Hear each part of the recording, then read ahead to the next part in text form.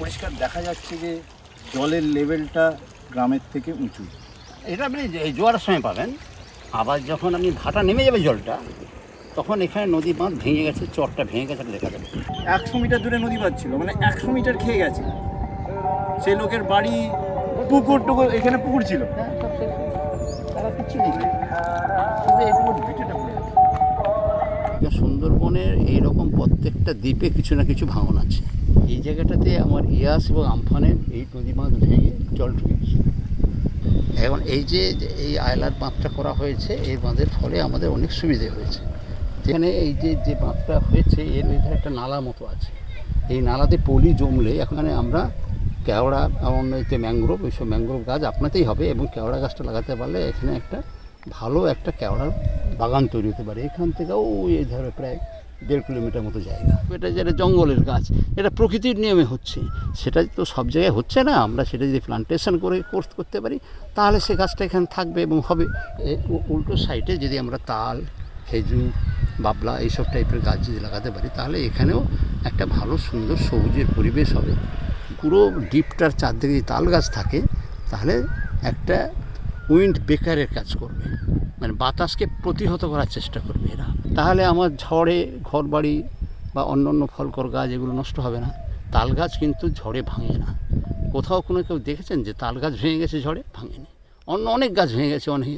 তাল গাছ আবার একটা কি, ও একটা মানে এই বজ্রকে ধরে নিতে পারে, ওর সে একটা আকর্ষণ আছে, এবং ওর গাছে কোনো ক্ষতি হবে না, ওর ভিতর দিয়ে চালিয়ে দেবে মাটিতে। অর্থাৎ এর বহু গুণ আছে। তালের একটা ভালো ফল খেতে পারি, বছর পাকা তাল, তালের রস থেকে তালের পাটালি, তালের গুড়, তালের পাতা থেকে পাখা, চাটাই এবং বহু ধরনের জিনিস তৈরি হতে পারে।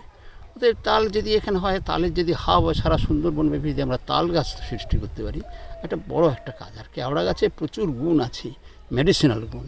এই প্রচুর ভিটামিন সি আছে কেওড়াতে। 1 গ্রাম কেওড়াতে যা আছে 700 গ্রাম কমলা লেবুতে তাই ভিটামিন সি আছে।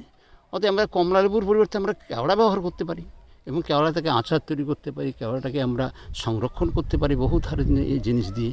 কেওড়া লাগানোর আইডিয়াটা এলো করতে, কারণ ওইটার ফলটা থেকে আপনি একটা মহিলাদের জন্য ইকোনমিক অ্যাক্টিভিটি দেখতে পাচ্ছেন।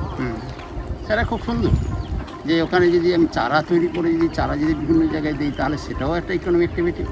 আবার ফলটাকে যদি আমি আচার তৈরি করে যদি বিভিন্ন জায়গায় পাঠাতে পারি সেটাও একটা ভালো ইনকাম।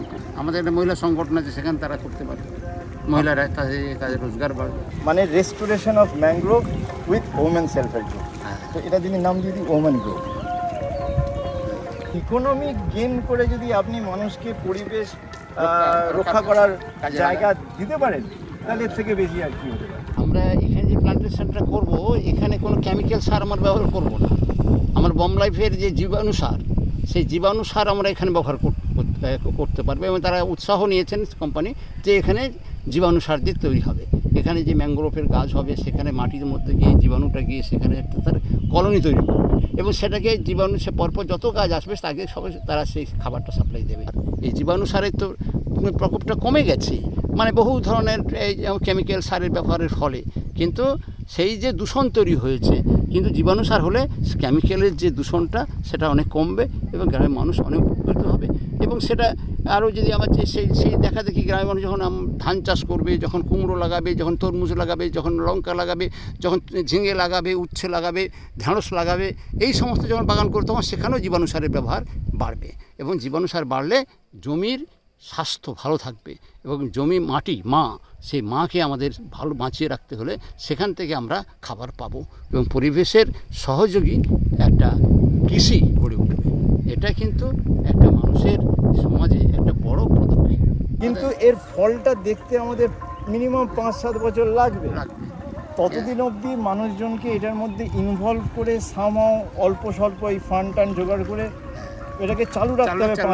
5 বছর চালু রাখলে পরে এটার একটা পার্মানেন্ট সুফল, মানে সাস্টেনেবল হয়ে যাবে ব্যাপারটা।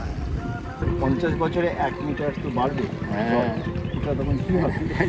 এখন থেকে যদি এই ন্যাচারাল ম্যাংগ্রোভ তৈরি করা যায় এবং মানুষের মধ্যে যদি ওটা ঢুকিয়ে নেওয়া যায়, আমার বাড়ির সামনের বাঁধের বাইরে গিয়ে আমি গাছগুলো পুঁতি, তাহলে ভবিষ্যতে আমি বাঁচব। তাদের মাতৃভূমি, তাদের বসতভূমি, তাদের রক্ষা করব। ঠিক, আমাদের সেই উপলব্ধি বলেই আপনার এই প্রজেক্টটা ওইটাই থাক, মানুষকে উপলব্ধি করানো। আমরা সেটাই করতে চাই। তো সেটা করতে পারলে